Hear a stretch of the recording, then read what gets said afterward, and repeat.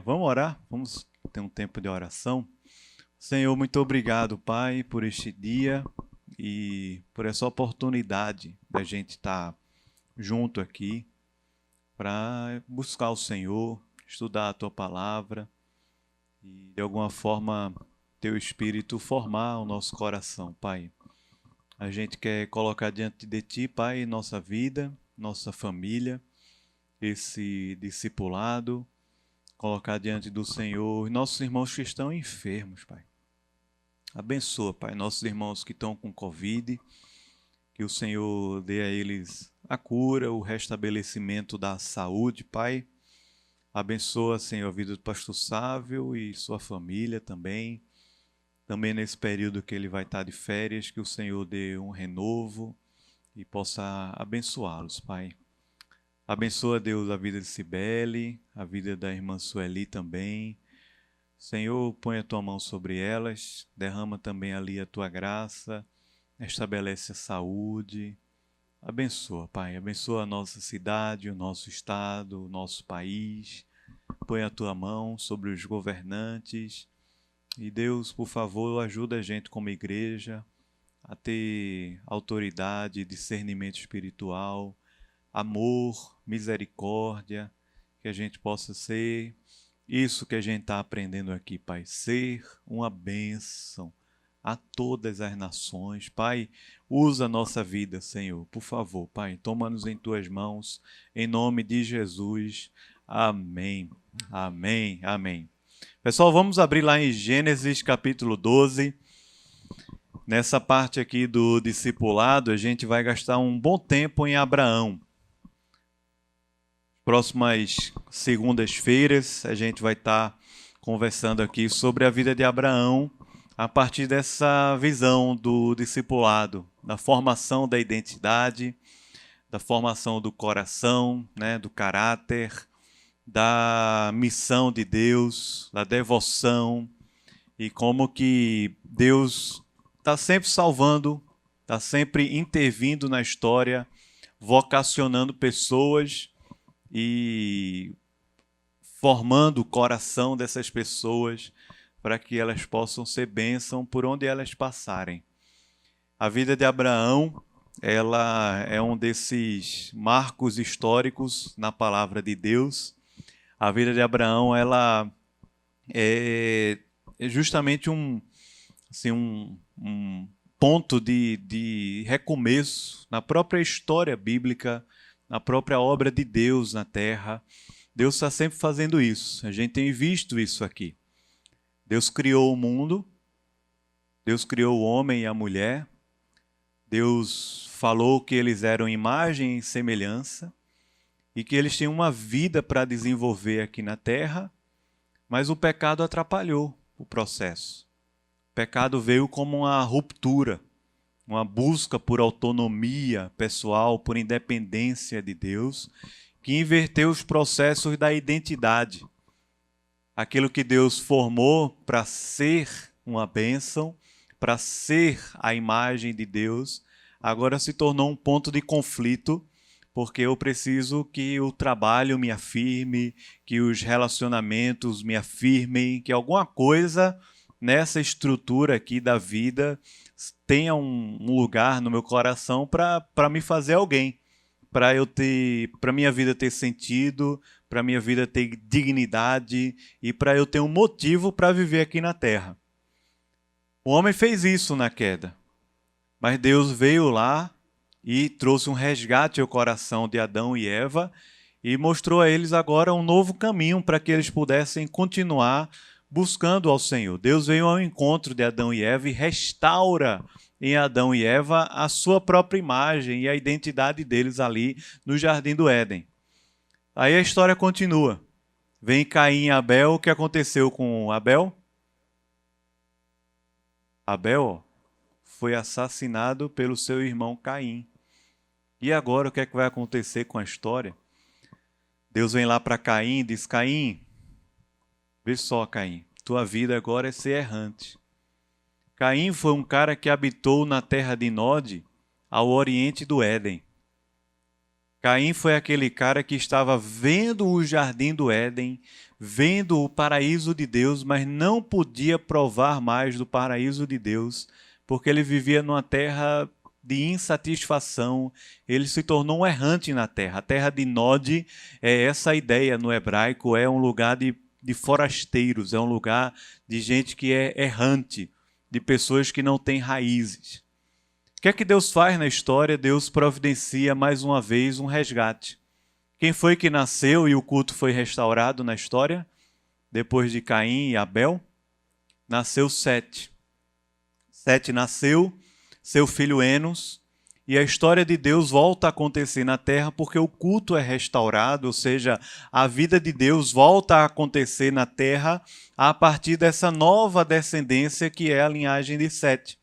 Mas o mundo, mais uma vez, se perde completamente a ponto de Deus falar que se arrependeu de criar a terra. E aí, quando Deus chega a esse ponto, ou seja, quando a iniquidade do mundo chega nesse ponto, lá nos céus, como é que Deus resolve a história? Vem o dilúvio. Mas antes do dilúvio vir, como é que Deus faz? Ele chama quem? Noé. Deus chama Noé e diz que Noé era um homem justo e bom, e que Noé ele era íntegro, Noé tinha alcançado graça diante de Deus.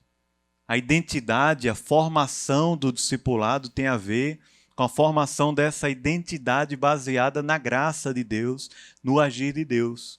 Noé achou graça, veja, Noé era o único numa geração totalmente pervertida. A gente acha que está vivendo um mundo muito difícil hoje em dia, não é? De vez em quando eu estou conversando com alguém que fala isso. Rapaz, está muito difícil ser crente. Mas vou falar, nós temos um privilégio, nós temos a igreja. Alguns têm até familiares que conhecem a Deus. Eu não tive isso, não tinha nenhum familiar na minha família que era crente. Até me casar. Mas tem familiares, tem a igreja, tem os irmãos, tem o pastor Humberto. É uma bênção, irmãos. Noé era sozinho, velho. Sozinho. E ele andou com Deus na sua geração. Porque Deus está sempre intervindo na história, chamando gente, vocacionando pessoas. Essa é a forma de Deus intervir na história. Ele chama pessoas para um relacionamento de integridade para que possa usar essas pessoas. Após a história do dilúvio, mais uma vez o mundo se perde. E vem que justamente que a gente estudou na semana passada, que foi a história de Babel. Em Babel, os homens quiseram fazer uma torre que fosse do tamanho do céu. De alguma forma, mais uma vez, está revivendo a queda, porque está dizendo assim, a gente quer ser igual a Deus para não precisar mais de Deus. A gente quer ter a vida própria, quer ter autonomia. Então faz a torre lá, a torre de Babel, até os céus, e o texto fala que é por um projeto pessoal. Eu quero tornar o meu nome célebre sobre a terra. E é um projeto de autojustificação, um projeto espiritual baseado no mérito, de autopurificação, de autojustificação. Vou construir a torre. A solução que Deus dá naquele momento é uma confusão na linguagem humana e espalha essa confusão na linguagem, ela espalha a criação de Deus por toda a terra. Ou seja, nem Babel nós temos uma dispersão da humanidade por causa da linguagem. O mundo está entrando mais uma vez em um colapso. Mas pós-Babel, ou seja, na vida pós-Babel, como é que Deus intervém na história? Ele mais uma vez chama um homem da linhagem de Sete, da linhagem de Sem. E esse homem chamado Abraão, Deus chama ele e diz que ele e a sua linhagem espiritual seria uma bênção para todas as nações da terra. As nações que foram totalmente espalhadas e dispersas, agora Deus chama Abraão e diz a Abraão que por causa da vida ou da jornada que Abraão teria com Deus, por causa da obra de Deus na vida de Abraão, todas as nações da terra seriam abençoadas. A partir daquele momento em que Deus chama Abraão, a vida de Abraão torna-se uma jornada espiritual. A vida de Abraão deixa de ser um projeto pessoal para se tornar uma jornada espiritual. No momento que Deus chama qualquer um de nós, qualquer um aqui, a nossa vida deixa de ser um projeto pessoal para se tornar uma jornada espiritual, na qual Deus vai cumprir na nossa vida tudo o que Ele prometeu, que está descrito na palavra, para que eu e você possamos conhecer mais a Deus e abençoar cada vez mais ao mundo. Essa é a história de Abraão e ela aparece aqui na Bíblia como um ponto de virada também. E é justamente a partir de Abraão que a história ela vai seguindo numa cronologia, porque Abraão, Isaac, Jacó, o povo vai para o Egito, o povo é liberto do Egito, o povo vai para o deserto, o povo vai para Canaã, e a história bíblica vai seguindo essa cronologia, mais ou menos até 2 Samuel, quando a nação de Israel ela é dividida em Reino do Norte e Reino do Sul, e elas também passam por momentos de exílio e tudo mais, né, como a gente conhece lá na história depois. Mas essa história de Abraão é um momento de virada, porque é o momento em que Deus chama Abraão, vocaciona Abraão para que ele possa ter na sua vida pessoal a história de Deus. Aí eu pergunto para você assim, qual foi a grande obra que Abraão fez? A grande obra que Abraão fez. Isso antes da gente ler o texto, tá? A gente vai ler aqui Gênesis capítulo 12, a gente vai ler semana que vem e por aí vai. Qual foi a grande obra de Abraão? Crer. Alguém arrisca mais alguma coisa? Geralmente quando a gente fala assim de um homem de Deus, né? Fulano foi um homem de Deus. Aí diz, por que ele era um homem de Deus? Porque ele obedeceu a Deus, creu e obedeceu, certo? O que mais? Um homem de fé. Não é isso? De entrega para Deus. Qual foi a grande obra de Abraão? Se a gente pensasse assim, Abraão empreendeu algum negócio, ele se esforçou, disse, vou abrir um negócio, esse negócio vai dar certo, e eu vou fazer uma marca, e essa marca vai alcançar e dominar o mundo, e Abraão fundou uma empresa que durou não sei quantos anos.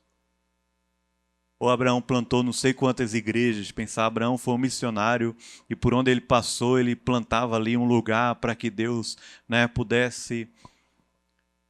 O fato é que a vida de Abraão foi uma jornada espiritual de fé e obediência. De crer e de obedecer a Deus. Porque a vida, quando ela é tomada como um projeto, ela precisa de um elemento para medir. Não é verdade assim? Tem que ter dinheiro, tem que ter diploma, tem que ter, sei lá, a casa bem arrumada. Qualquer área da vida da gente, se é tomada como um projeto pessoal, ela tem que ter algum elemento para mostrar isso. Se eu sou uma dona de casa, eu preciso que quando alguém chega em casa, ela veja a casa arrumada. Porque pensa o seguinte, se você é uma pessoa que é dona de casa, e chega uma visita e a casa está uma bagunça, o que é que você... Não é a visita que pensa, mas o que é que você pensa na hora é o quê?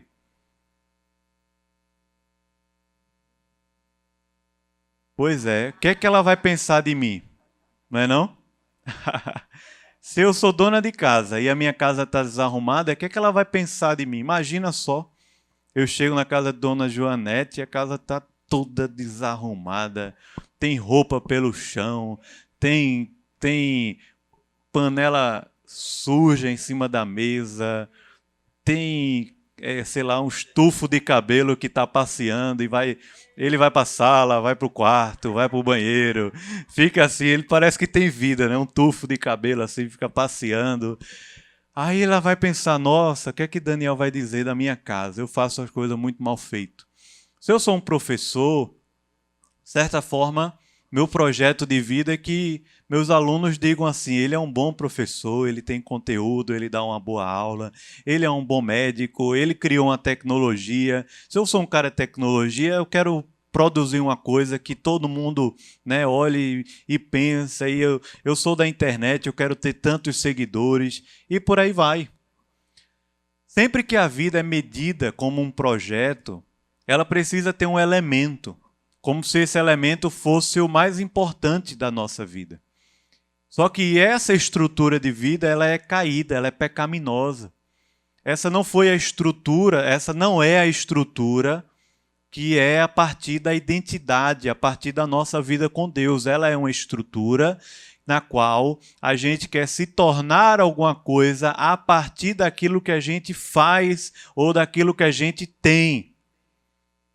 Mas a vida com Deus como uma jornada espiritual é uma vida de afirmação de Deus a nosso respeito.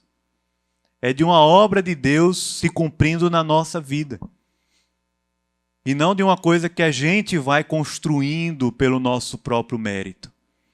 É Deus quem faz o homem grande. É Deus quem faz o homem justo. É Deus quem faz o homem santo. É Deus quem faz o homem digno. É Deus quem faz o homem íntegro, inteiro, reto. É Deus quem faz essa obra e não o homem quem faz essa obra.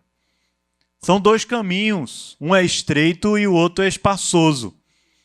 Isso já está revelado para a gente lá no Jardim do Éden e logo depois também na história de Caim e Abel. São dois caminhos, o caminho da justiça de Deus e o caminho da justiça própria. O caminho da santidade de Deus e o caminho da autojustiça, da autojustificação, do mérito.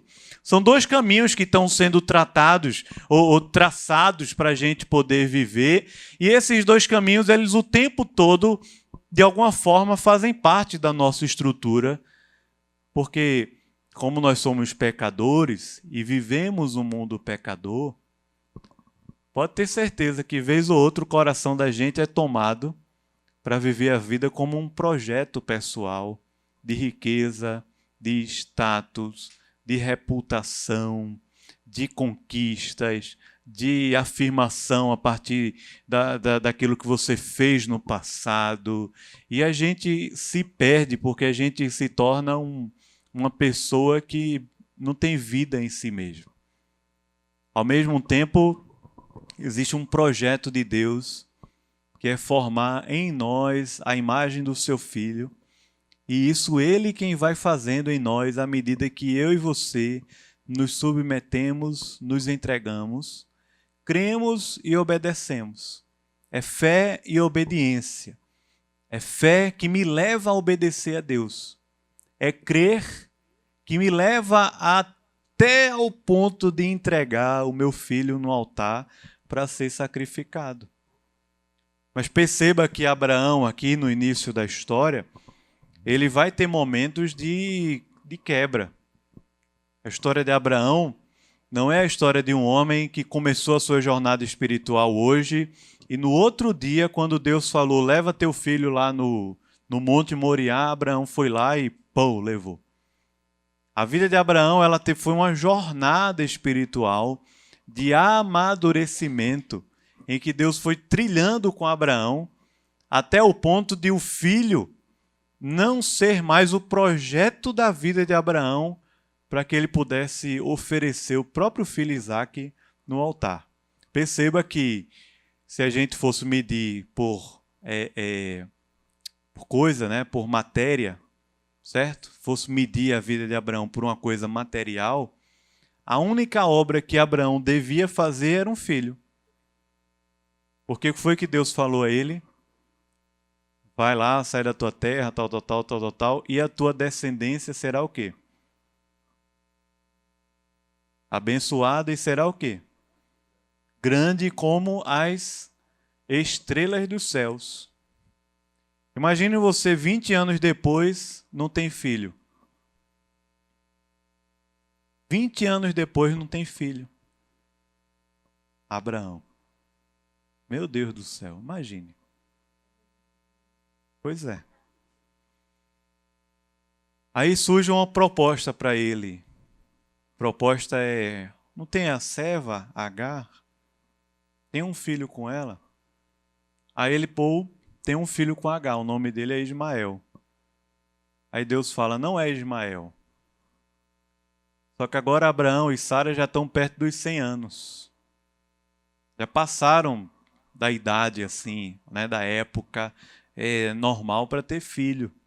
Sara até ri, acha piada essa história que ela vai engravidar. Quantos anos depois que Deus está falando para Abraão e Abraão não tem filho ainda? Agora imagine você que lutou a vida toda para ter um filho, tem um filho. Aquele filho, ele tem todo o potencial para se tornar o projeto de vida. Não é verdade? Vou protegê-lo, nada de mal vai acontecer, ninguém vai tocar nele, ele é meu filho e é o filho da promessa, é o filho da promessa. Aí Deus chega e diz assim, leva teu filho lá no monte e sacrifica.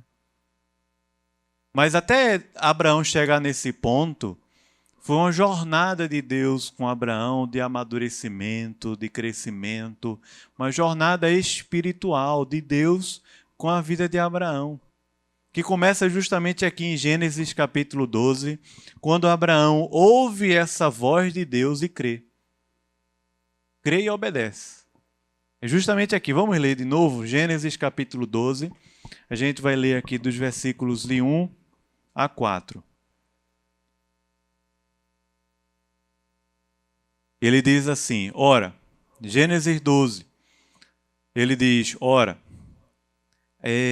disse o Senhor a Abraão, sai da tua terra, da tua parentela e da casa de teu pai e vai para a terra que te mostrarei. De ti farei uma grande nação e te abençoarei e te engrandecerei o nome, seja uma bênção. Abençoarei os que te abençoarem e amaldiçoarei os que te amaldiçoarem. Em ti serão benditas todas as famílias da terra. Partiu, pois, Abrão, como lhe ordenara o Senhor, e Ló foi com ele. Tinha Abrão 75 anos quando saiu de Harã. Diz o texto aqui para a gente que ele levou também Sarai, sua mulher, e a Ló, que era seu sobrinho, que a gente vai ver mais na frente essa história, como é que acontece. Veja as promessas que Deus falou para Abraão, para a gente ir estudando aqui e aprendendo na nossa formação da identidade.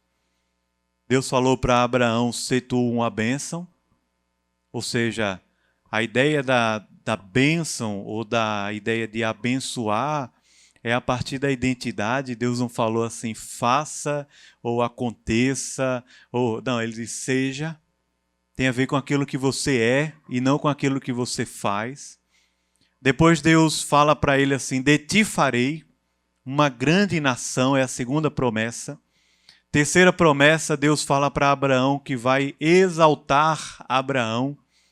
E a quarta obra de Deus na vida de Abraão é mudar o nome dele. Ele diz, já não te chamarás. Na semana passada a gente falou sobre ser tu uma bênção. Hoje eu queria pensar sobre essa ideia, essa promessa de Deus, que Deus fala para Abraão assim, de ti farei uma grande nação.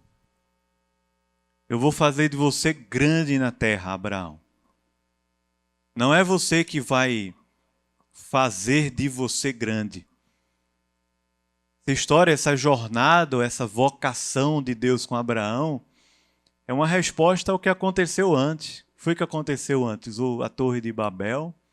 Os homens disseram assim, vamos construir uma torre e tornar o nosso nome o quê? Grande, célebre. Vamos nos tornar um orgulho para todas as nações da terra.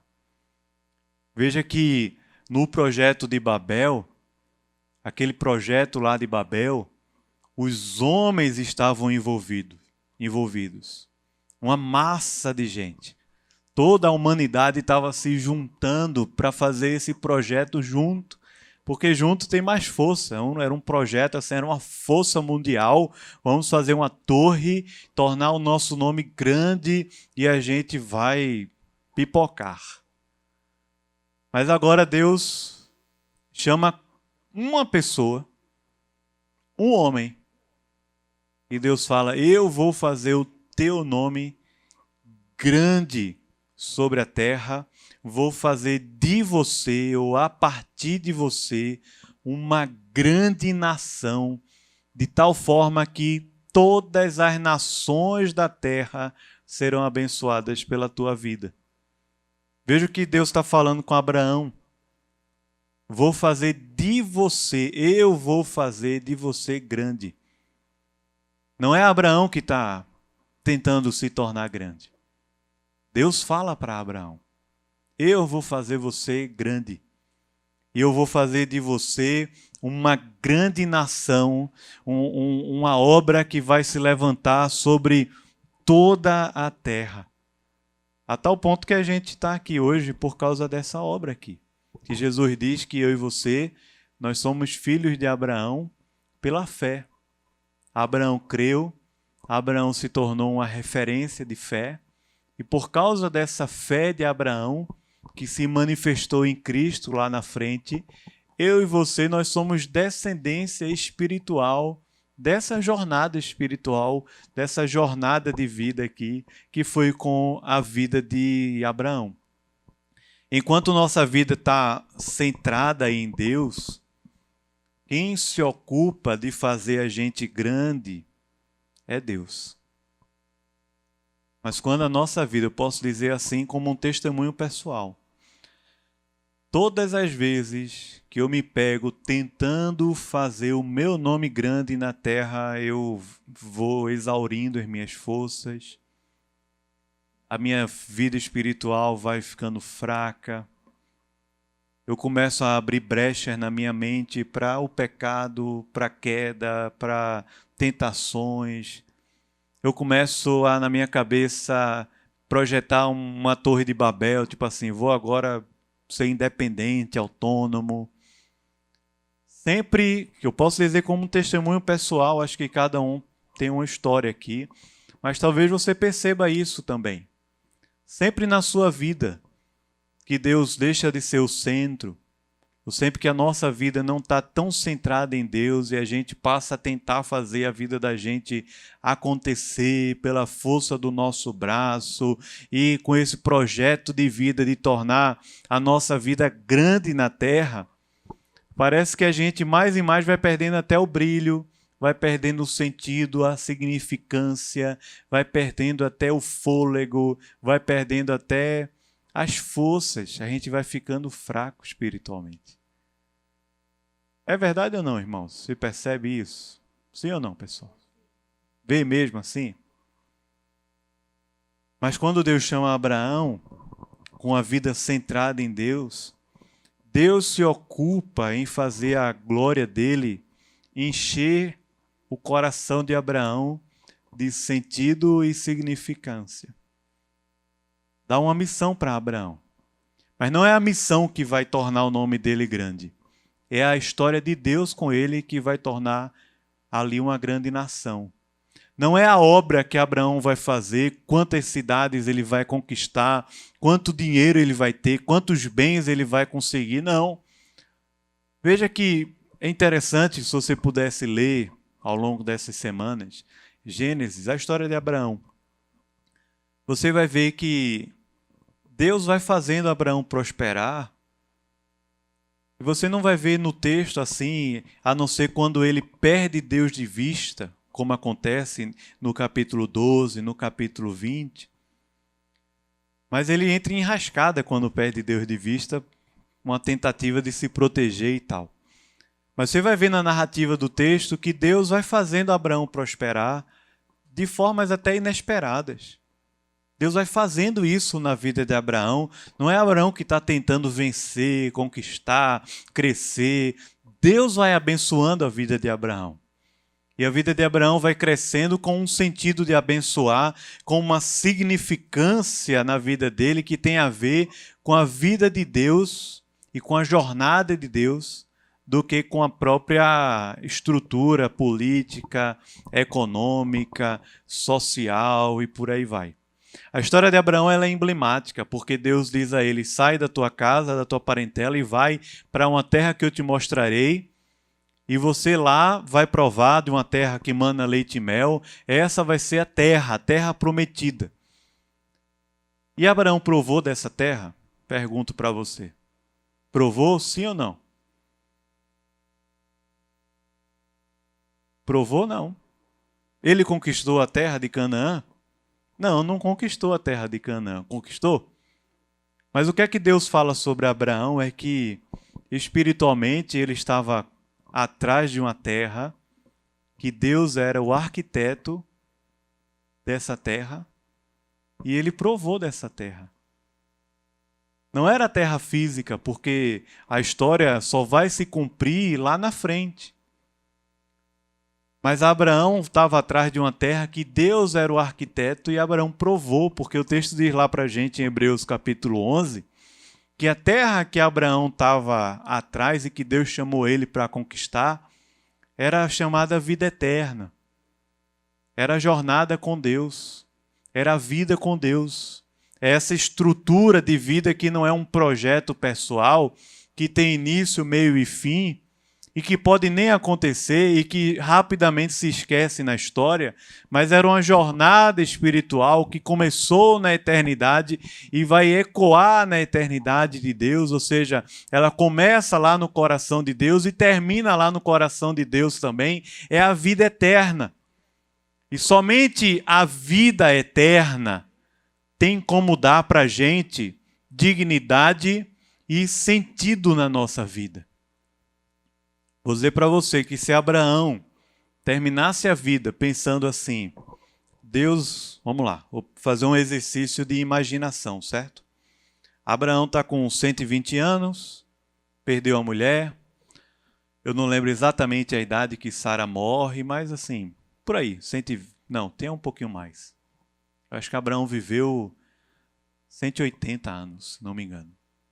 Mas vamos lá, Abraão perdeu Sara, sentou assim na sua cadeira de balanço, na varandinha de casa, e está pensando assim, rapaz, a minha vida, vamos passar um filme da vida de Abraão.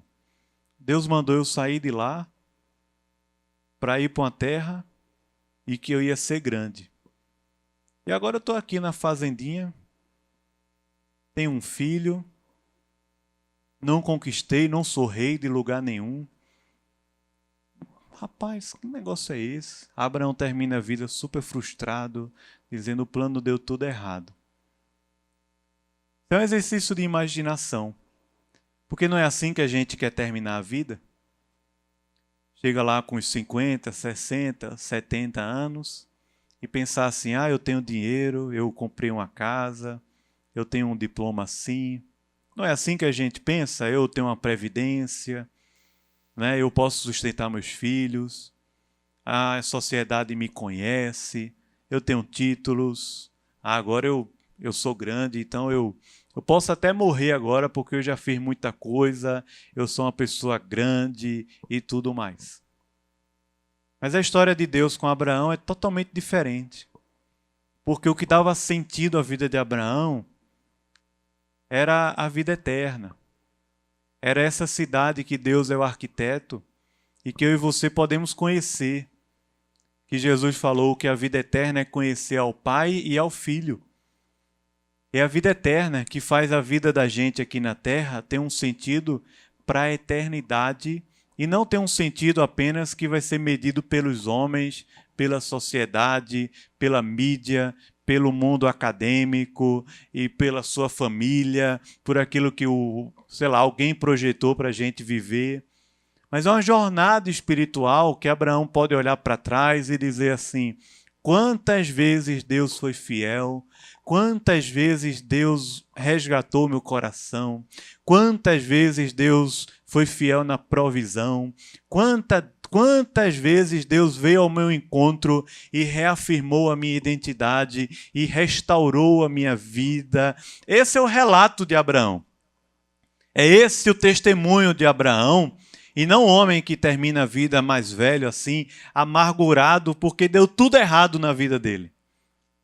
Deus não chamou Abraão para viver um projeto de vida desse tipo, que já existia naquela época, não é um negócio do século 21. Mas Deus chama Abraão para viver um projeto espiritual que vai dar à vida de Abraão dignidade, sentido e motivação para ele viver aqui na terra. Isso é chamado na Bíblia de vida eterna. Faz sentido? Está dando para acompanhar? O que é que vocês me dizem? Como é que isso seria palpável na sua vida hoje? Como é que essa história seria uma coisa mais palpável assim para você, na sua vida pessoal? De ti farei uma grande nação. Essa palavra de Deus para Abraão, ela é para mim e para você também.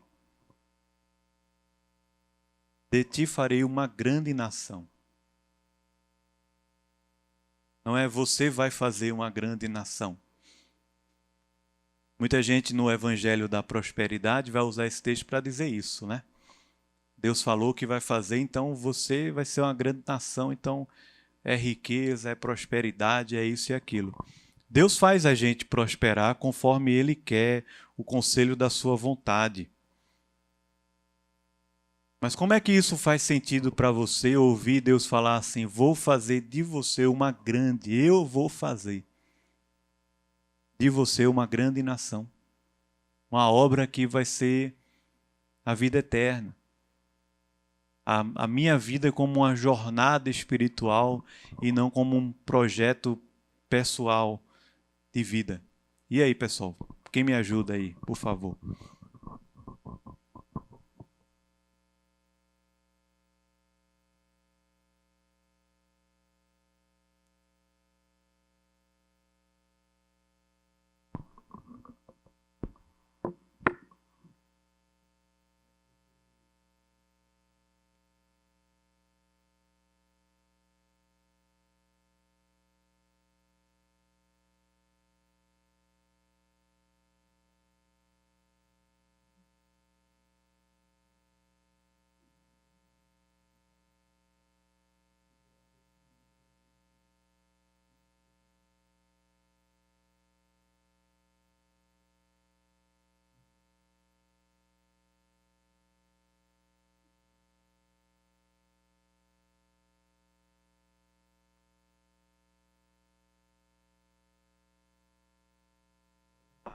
Qual é a jornada espiritual que Deus está fazendo na sua vida?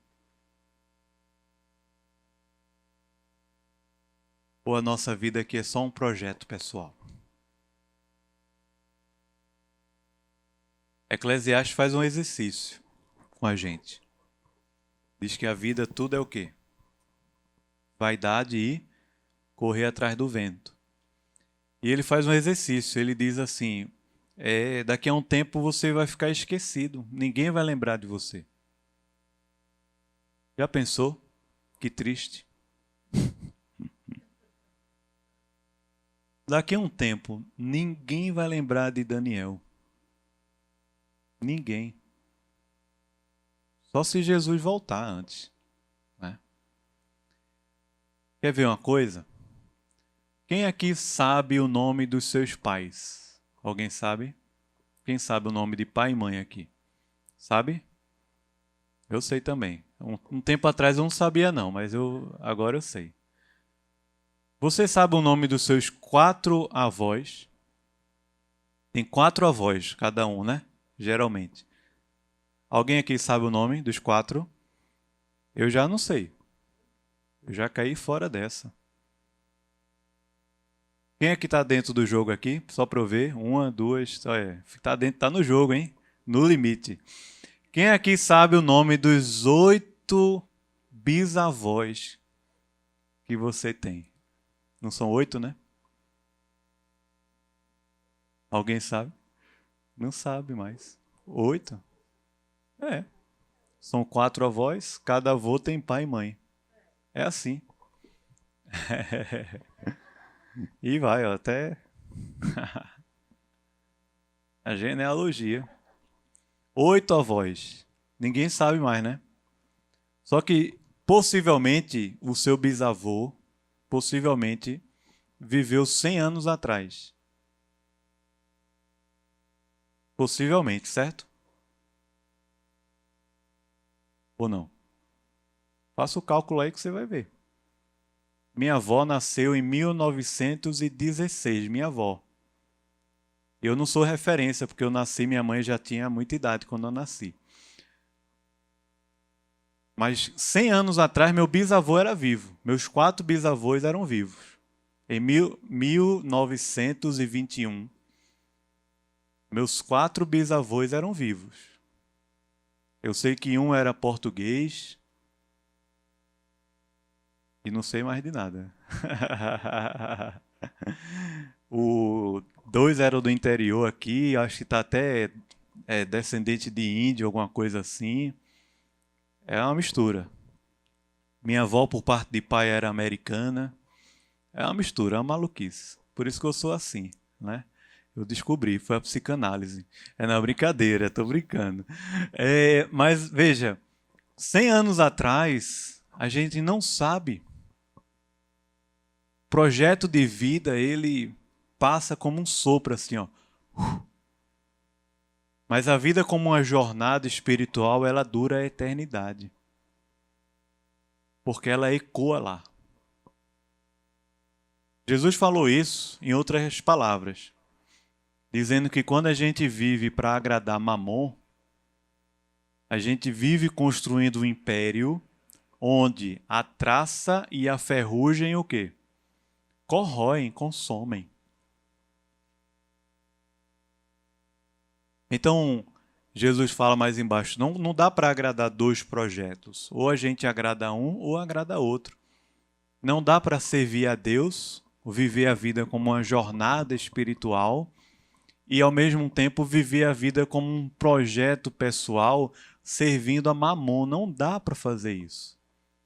Veja que Deus chamou Abraão aqui no capítulo 12 e a palavra de Deus a Abraão é: eu vou fazer de você uma grande nação.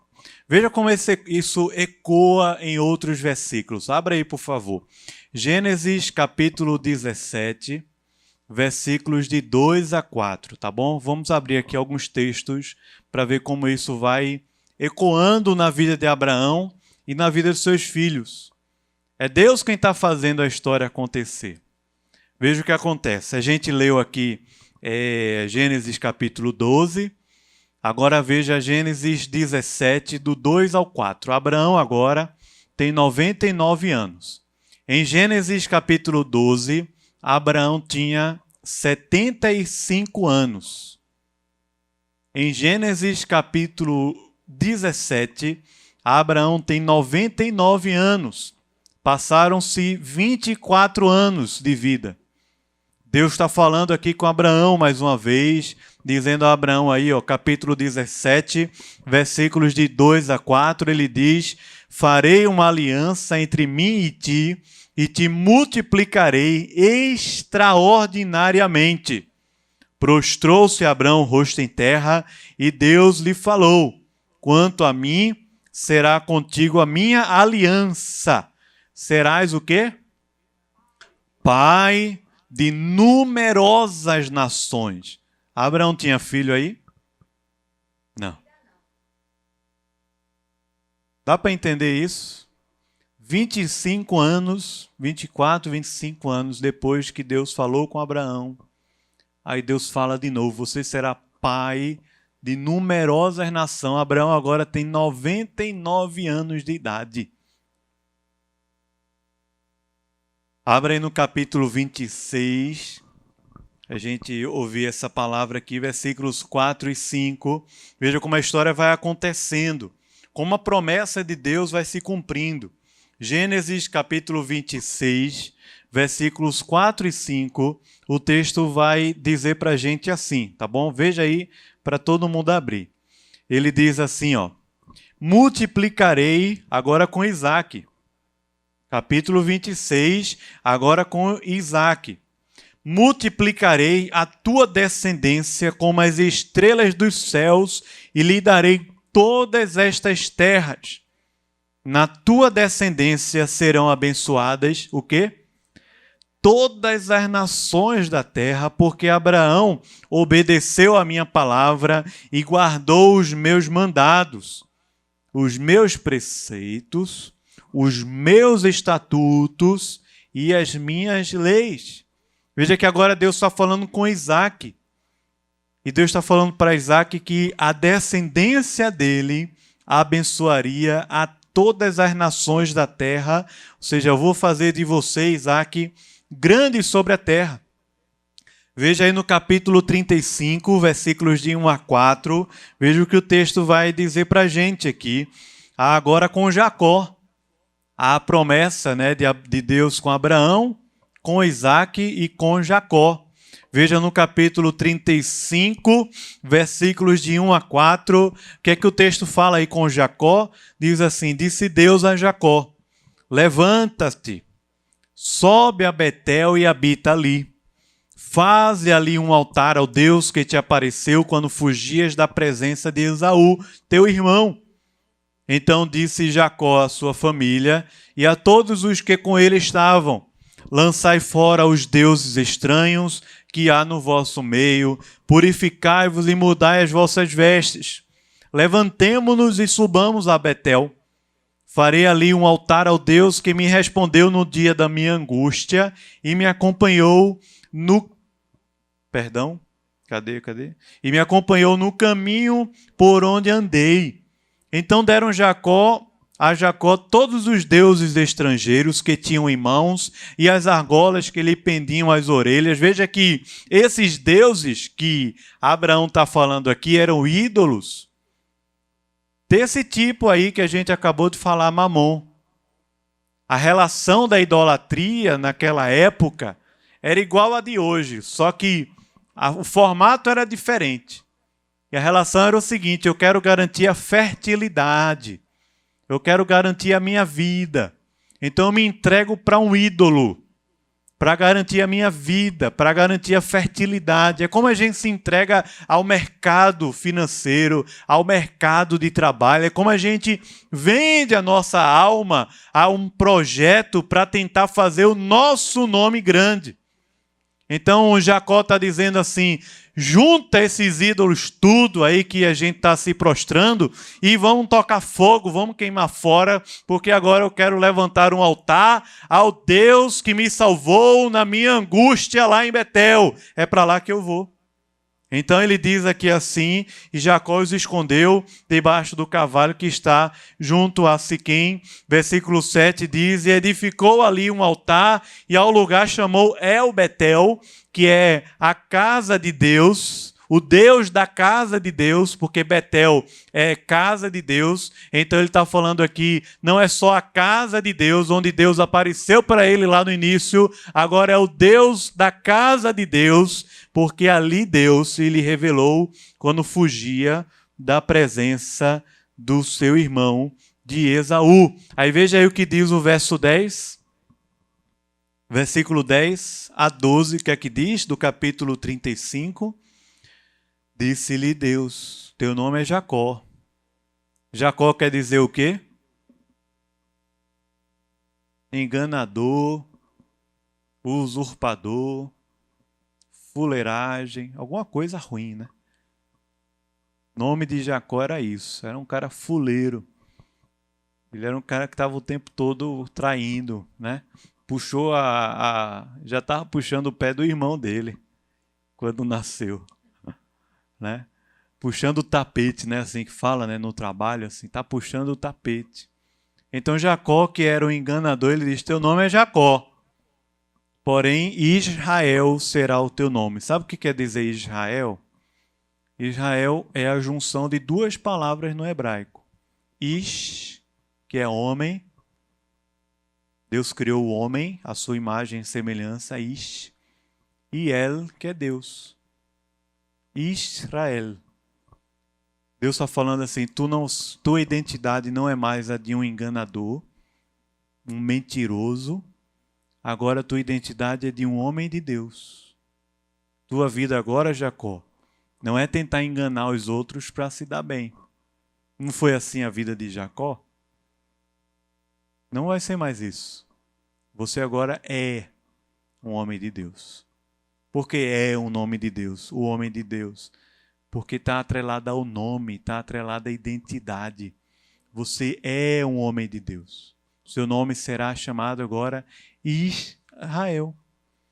Versículo 11 diz, disse-lhe mais, eu sou o Deus Todo-Poderoso, seja fecundo e te multiplica aí.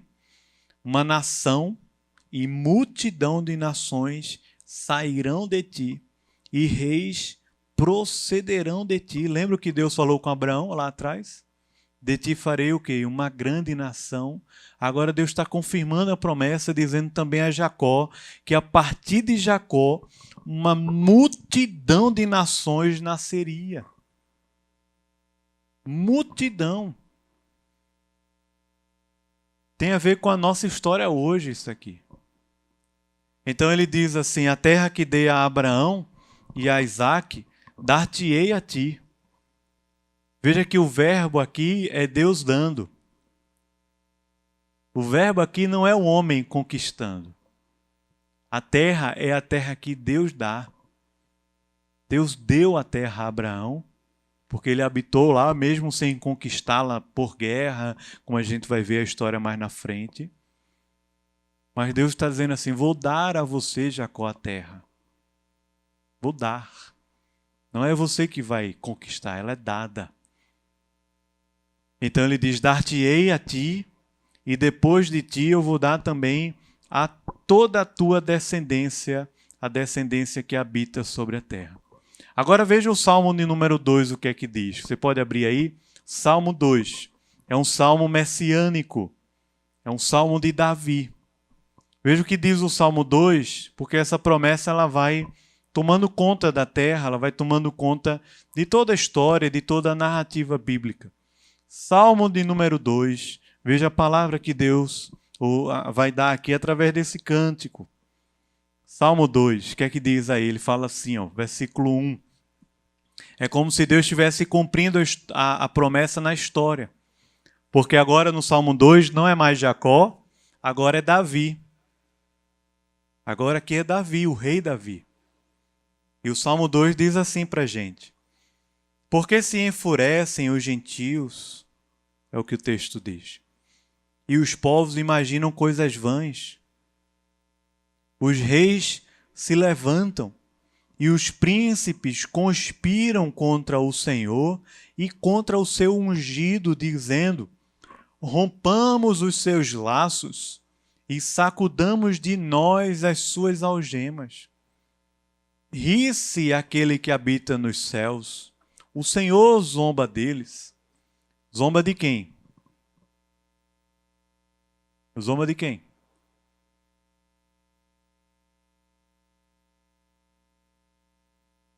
Desses ímpios aqui, ó. Dessa turma que se levanta contra o Senhor e o seu ungido. Desses príncipes poderosos na terra, que tem força, que tem poder, que tem dinheiro. O Senhor zomba deles. Versículo 5 diz, na sua ira, a seu tempo, lhe há de falar e no seu furor os confundirá. Versículo 6 diz o quê? Vamos ler juntos? Eu, porém, constituí o meu rei sobre o meu santo monte Sião. Quem foi que constituiu o rei? Deus. Deus constituiu o rei e o reino. Por isso que, a partir dessa promessa, é que se formam o reino e sacerdotes. Então ele diz, eu estabeleci o meu rei. Eu estabeleci o meu reino sobre o meu santo monte Sião. Proclamarei o decreto do Senhor. Ele me disse, tu és meu filho, eu hoje te gerei. Pede-me, Veja a palavra que o pai está dizendo ao filho. E que Davi estava vivendo ali numa espécie de sombra, como alguém que está vivendo essa promessa na prática, mas bem limitado, porque Davi não foi dono da terra toda, foi? Não foi. A nação de Israel cresceu, mas não alcançou a terra toda. A promessa de Deus está alcançando a terra toda hoje, a partir da minha vida e da sua vida. Mas veja como Davi representa o Filho, representa aqui o próprio Cristo. E a oração é: pede-me e eu te darei as nações como o quê? Herança. Essa promessa está sendo concretizada em Davi, ou Davi está provando dessa promessa também, a partir dessa oração, dizendo assim: pede-me e eu te darei as nações por herança e as extremidades da terra por tua possessão. Que promessa é essa, meu irmão? Essa é a mesma promessa que está lá atrás. Vou fazer de você uma grande nação. O filho está orando ao pai, dizendo: pede-me. Ou o pai está dizendo ao filho: pede-me e eu te darei as nações por herança e as extremidades da terra por tua posse. Vou fazer o teu nome grande na terra.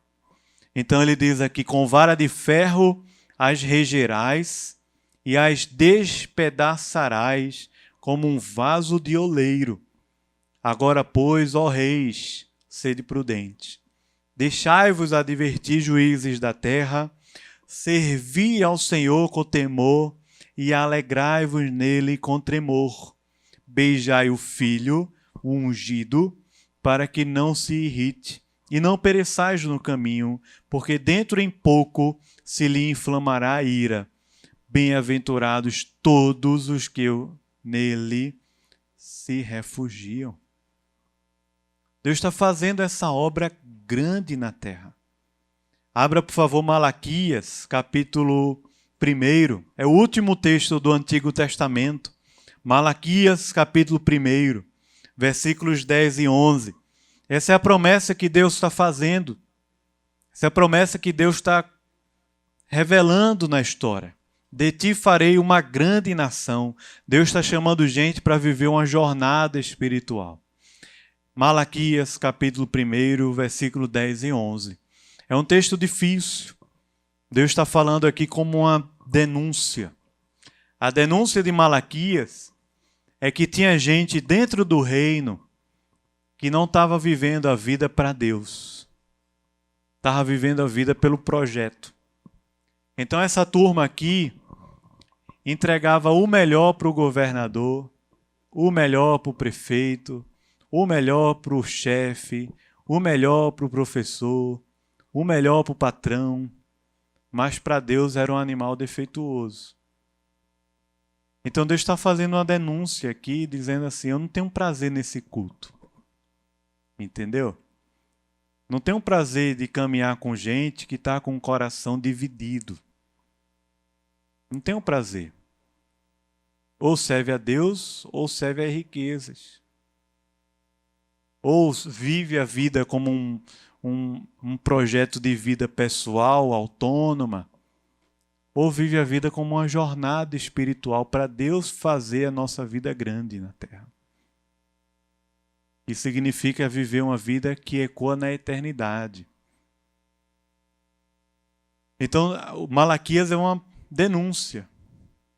Denúncia contra o povo. Veja o que ele diz aqui no capítulo 1, diz assim: eu não tenho prazer em vocês, versículo 10. São aí? Malaquias, capítulo 1, versículo 10, ele diz: eu não tenho prazer em vós, diz o Senhor dos exércitos, nem aceitarei da vossa mão a oferta. Mas, desde o nascente do sol até o poente, é grande aonde? Entre as nações o meu nome. E em todo lugar lhe é queimado incenso e trazidas ofertas puras, porque o meu nome é o quê? Grande entre as nações. Diz o Senhor dos exércitos, versículo 14, ele diz: pois Maldito seja o enganador, que tendo um animal sadio no seu rebanho, promete e oferece ao Senhor um defeituoso. Porque eu sou o grande rei. O meu nome ele é terrível entre as nações da terra. Veja a denúncia que ele está fazendo aqui. Um homem que tem o melhor para entregar para Deus, ele pega o defeituoso. A ideia aqui não é simplesmente monetária, do tipo, eu tenho que dar para Deus o mais caro, a roupa melhor, o melhor perfume, o melhor carro. A ideia aqui não é monetária, mas a ideia aqui é de integridade de coração, de inteireza de coração. É de uma jornada com Deus que entrega tudo, que não fica guardando coisa e controlando a vida. Entrega por completo. Crê e obedece, para que Deus faça grande. Porque quando a gente está guardando, justamente a gente está vivendo esse projeto de vida, como se a gente fizesse o nosso nome grande sobre a terra. E veja um elemento que ele fala em Malaquias, é justamente o dinheiro, o dízimo. Eu me lembro muito aqui de Ananias e Safira. Ananias e Safira aparece lá em Atos, capítulo 5, diz para a gente que eles chegaram na igreja, e aí eles viram um negócio interessante na igreja. A galera, todo mundo chega lá na frente e entrega um negócio. Entrega o bem, entrega a casa, entrega joias, entrega uma oferta grande. Tinha gente que estava vendendo os seus bens e entregando ao Senhor para cuidar das pessoas que estavam em necessidade. Porque o texto diz para a gente assim, que eles tinham tudo em comum e eles atendiam a cada um de acordo com a necessidade. De acordo com a necessidade. Não quer dizer que era todo mundo que passava por pobreza, não. Mas atendia de acordo com a necessidade de cada um. Era um olhar diferente. Um olhar de compaixão, de cuidado, de misericórdia diferente uns para com os outros na igreja de Jerusalém. Chegou Ananias e Safira, foram acolhidos pelo Ministério de Acolhimento, fizeram um catecumenato ali 3, 4 meses e se queriam se tornar membros da igreja lá de Jerusalém. Aí tiveram uma ideia. A ideia foi o seguinte: vamos vender aquela casa, terreno que a gente tem lá em, sei lá, Porto de Galinhas, Beira-Mar, a gente vende. Gravatar, aí vai ser uma indireta, Humberto, para a irmã Joanete. Porto de Galinhas, alguém tem aqui? Não, né? Porto de Galinhas. Aí está lá um terreno, Beira-Mar, vou vender. Quanto é que vale? Vamos lá, 500 mil reais? É um dinheirão, não é não? 500 mil reais é um dinheirão. A turma estava entregando tudo, não era? Pessoal, se a gente não entrega tudo, não é melhor? 100 mil reais é um dinheirão? Eu acho. Talvez para vocês não seja, né? Para mim é. Irmãos, 100 mil reais a gente termina de construir a igreja lá de Serra Branca. Sabia disso? 100 mil. Então você imagine, chega na igreja, lá para o apóstolo, diz assim: Pedro, eu vendi o terreno e eu estou com 100 mil reais para construir a igreja de Serra Branca. Aí Pedro diz assim: por que mentistes ao Espírito Santo?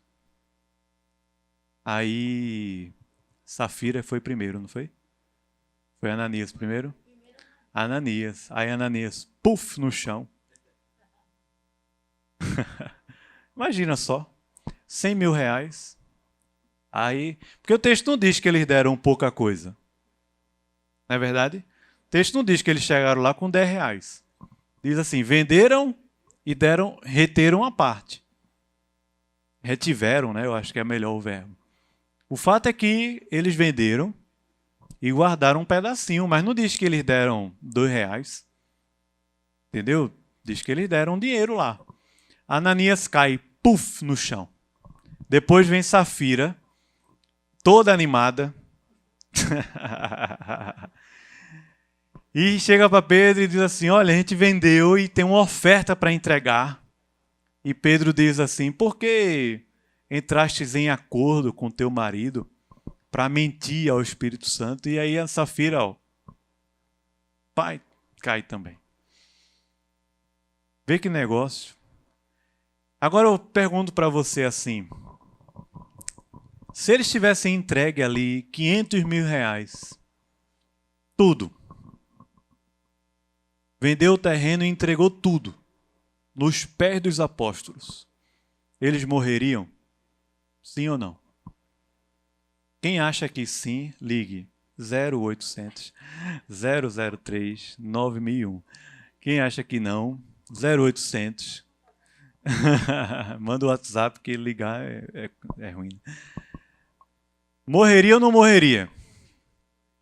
Só uma pergunta que é claro que a gente não tem uma resposta certa. Mas deixa eu dizer o que é que eu penso, medito sobre isso. Eu acho que eles morreriam. Porque Deus não se impressiona com dinheiro. O que Deus quer da gente é o quê? O coração. Oi? Entregou tudo.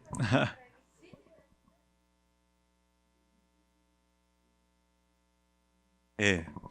Se eles tivessem entregue todo o dinheiro com aquele mesmo coração que eles estavam, eles morreriam. Porque não é o dinheiro, não é o bem, mas é o coração. Mas a verdade é que quando o coração está em Deus, todas as coisas servem a Deus. É por isso que o próprio Deus fala em Malaquias sobre o dízimo, como um elemento de dependência, de confiança em Deus. Porque o texto trata, e o pastor Sávio leu na semana passada, o texto de Malaquias 3, o dízimo como um roubo. E é verdade, porque quando a gente não entrega a Deus o dízimo, é como se a gente estivesse dizendo assim: quem sustenta a minha casa sou eu. A minha vida é um projeto de vida, não é uma jornada espiritual. Porque é o dinheiro que faz a minha vida grande. É o dinheiro que faz a minha vida forte. É o dinheiro que vai fazer o meu nome conhecido na terra. É o dinheiro, é o projeto. Enquanto que, na verdade, na jornada da formação da identidade, a única pessoa que faz um nome e faz a gente grande é Deus, porque Ele põe o nome dele na gente, para que o nome dele seja grande em todas as nações, através da vida da gente. É por isso que Deus falou para Abraão: de ti farei uma grande nação. Não é o meu nome, mas é o nome que Deus põe em mim quando me dá uma nova identidade, me chamando de filho. Então não é uma jornada, é por isso que é os mansos. Veja, Jesus falou sobre isso aqui, dizendo assim: bem-aventurados os mansos, porque eles o quê? Herdarão a terra. A palavra que Deus deu a Abraão, a Isaac, Jacó, a Davi, no Salmo 2, é a palavra que Jesus está falando lá no Sermão do Monte, dizendo: os mansos são aqueles que herdam. A herança é uma conquista pessoal ou é um ganho? É um ganho, dar. Dar-te-ei as nações. Dar-te-ei a terra. Dar-te-ei as extremidades, né? Então ele diz: aqueles que estão com o coração completamente em Deus, eles recebem a terra como herança.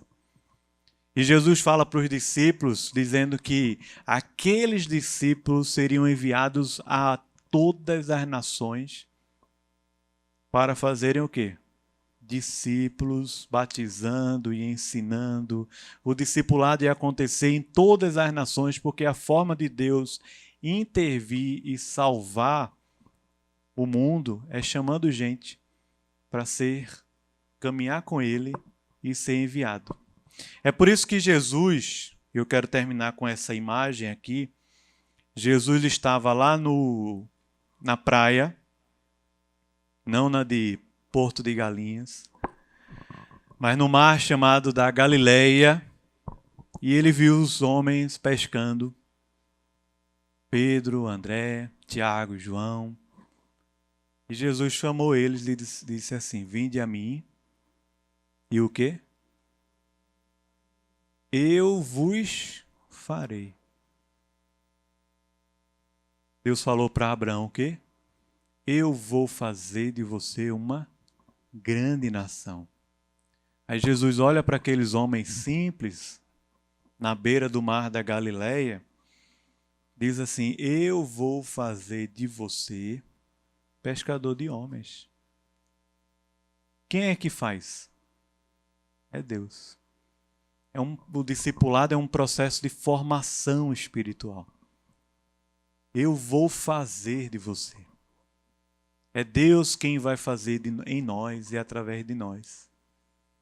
O chamado de Deus com Abraão, ele ecoa no chamado de Jesus com os discípulos, que ecoa no chamado de Jesus comigo, hoje, no século 21, no dia 31 de maio de 2021.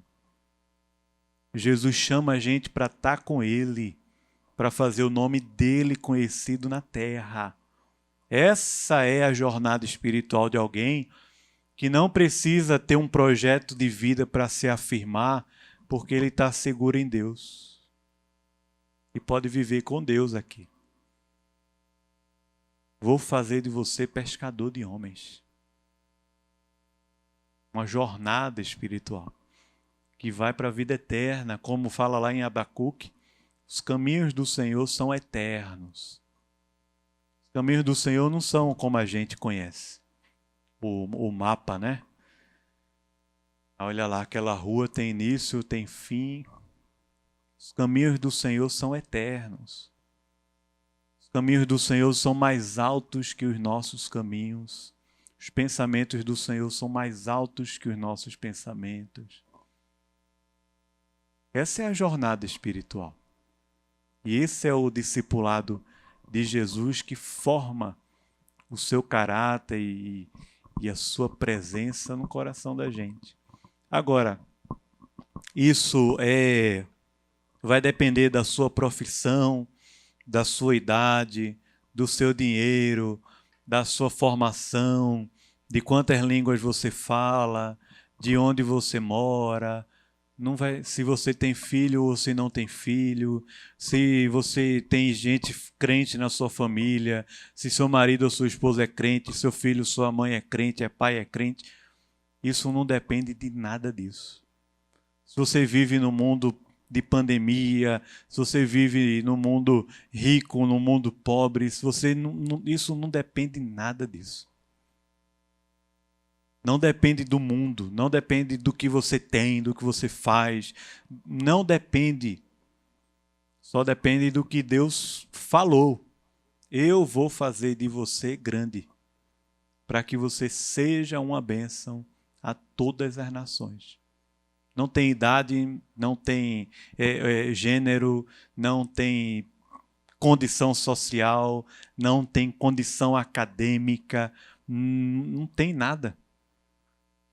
É Deus quem faz. Veja que Abraão foi chamado com 75 anos de idade. Não foi com 15 anos, foi para um acampamento, se converteu e pai, foi massa.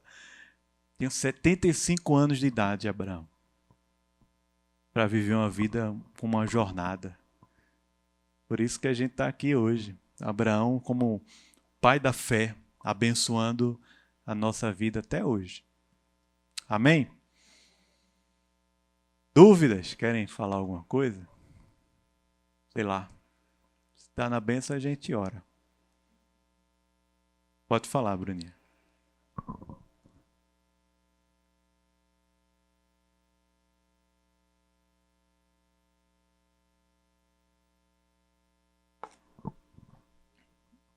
Isso. Abraão, ele entrou na terra prometida, ele pisou na terra prometida, Ele morou na terra prometida, mas ele não conquista ela militarmente, economicamente, socialmente, não. Essa história vai acontecer depois. Nem Moisés entrou. Aí vem Josué, vai conquistar a terra. Mas a expansão territorial que Deus falou para Abraão, ela só vai se cumprir mesmo com Davi. Territorial. Mas ali era só, vamos dizer assim, uma amostra grátis. Na teologia a gente fala que é como se fosse uma sombra que aponta para algo maior. E o algo maior é Deus vai falando, né? Por exemplo, Salmo 24, eu acho. Ele diz, toda a terra é minha. Ou seja, o projeto de Deus é para todas as nações. Não é somente aquela geografia, mas aquela geografia ela é representativa do reino de Deus em todas as nações da terra, né? Então, Abraão ele entra, mas não conquistou. Por isso que eu digo assim, e aí Abraão terminou a vida como? Porque aos olhos humanos, qual foi o grande projeto? O grande projeto de Abraão foi um filho. Que ele teve a maturidade espiritual de chegar no altar e dizer, Deus é teu. Se o Senhor quiser levar, eu sei que o Senhor tem poder até para ressuscitá-lo dentre os mortos. Ou seja, alguém que está com o coração totalmente centrado em Deus. Só Deus que dá sentido e significado à vida de Abraão, né? Por isso que ele está vivendo a vida assim. Deus é a maior conquista na vida da gente, mais do que a terra. Por isso que Moisés não entrou na terra. Nossa, como é que Moisés não entrou? Moisés estava ali, ó, contemplando Deus. Ele entrou na terra. Ele não entrou na terra. Mas na terra ele entrou. E provou assim, delícias, né? Tem provado até hoje. É quando o Senhor restaurar a terra, né? Completamente. Amém. Amém. Aí a gente se encontra com Moisés. Na eternidade de Deus, Moisés já está provando tudo. Vamos orar? Vamos ficar em pé para a gente orar? Pedir ao pastor Humberto para fazer essa oração aqui. Senhor, muito obrigado pela Tua palavra, por lições tão preciosas, Deus. Possamos entender o projeto do Senhor para a nossa vida e que possamos viver para agradar, honrar, glorificar o Teu nome. Ajuda-nos, ó Deus, na nossa falta de fé. Enche o nosso coração da Tua presença, só assim, de fato, ele terá esperança, Deus. Abençoe cada pessoa que está aqui nessa noite, os irmãos que não puderam estar, os que vão assistir esse vídeo pela internet, que o Senhor possa abençoá-los também. Em nome de Jesus. Amém, Senhor. Amém, amém. Valeu, pessoal. Boa noite. Deus abençoe. Segunda-feira, se Deus quiser, 18 horas. Estamos aqui.